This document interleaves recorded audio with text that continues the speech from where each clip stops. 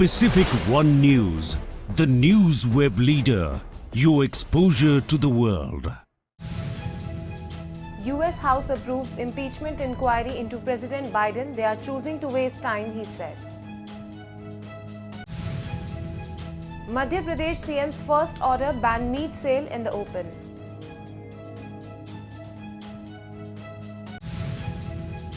GPAI meets adopts New Delhi AI declaration.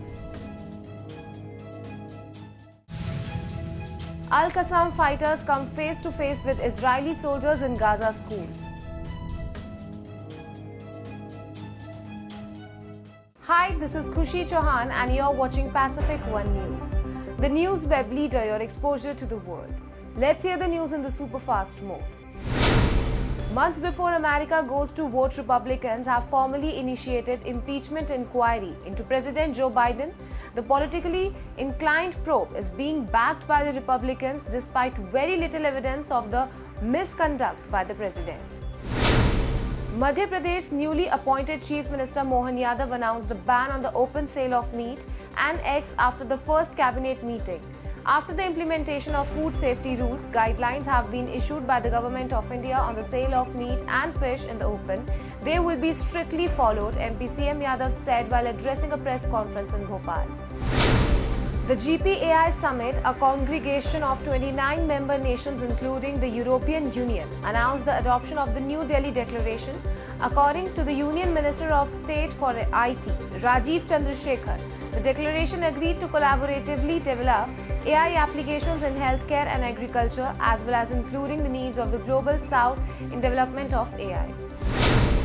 An intense battle ensued for hours inside a school in Gaza's Khan Yunis between Hamas at Al-Qassam brigades and the Israeli army. Both sides claimed heavy casualties and released videos to back their claims. In the Hamas released footage, Al-Qassam fighters can be seen blowing up an Israeli tank with the RPG and then firing non-stop at Israeli soldiers. As the opposition turned her heat on the BJP for failing to ensure the security of the new parliament building, that such a massive breach took place on Wednesday. The BJP counter-attacked and said the accused were Congress supporters. Sagar Sharma and Manoranjan D had entry passes on the name of Mysuru MP Pratap Simha. Governments across Southeast Asia are bringing back measures to limit a rapid resurgence of respiratory infections such as COVID-19, including installing temperature scanners at airports and encouraging people to wear masks again. The Supreme Court's verdict on Article 370 will not impact the Chinese position on Ladakh, a spokesperson for the Chinese government said, arguing that the western part of the India-China border has always belonged to China. Chief Justice of India D.Y. Chandrachud assured Trinamool Congress Party leader Mahua Moitra that he would look into the listing of a plea against her expulsion from Lok Sabha in a cash for query case. Senior advocate Abhishek Manu Singhvi, appearing for Moitra, mentioned before a bench headed by CJI the plea of Moitra for urgent listing. Divya Agarwal's wedding announcement is grabbing attention, even though details about the marriage date and venue have been kept under wraps. The actor and reality TV personality who will soon marry Apurva was earlier in relationship with Varun Sood. The former Splitsvilla contestant who got engaged to the businessman in 2022 took to Instagram to announce her upcoming nuptials.